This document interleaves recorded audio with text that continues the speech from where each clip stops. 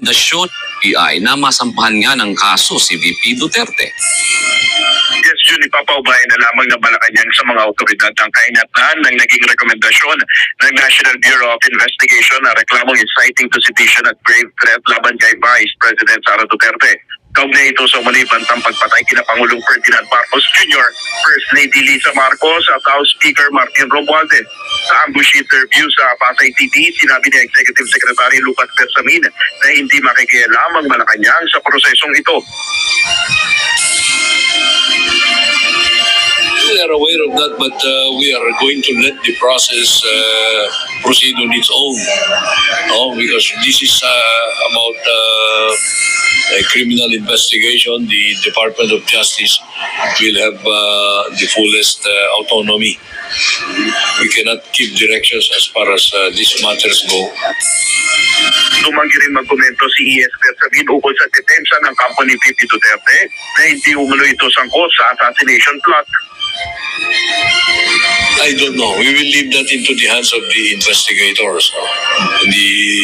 This process will have to go through the full course if ever that matter is taken officially cognizance of. Samantala, pinabulaanan ni ES Bersamin na pinili tumanong magbitiw sa pwesto si Transportation Secretary Jaime Bautista dahil sa mababang performance ng kalihim. Ayon kay ES Bersamin, nagkausap sila ng Pangulo at issue sa kalusugan ang dahilan ng pagbibitiw sa pwesto ni Bautista. No. The President and Secretary Bautista talked at length about the situation of Secretary Bautista. There is no other consideration there except to allow Secretary Bautista to have more health.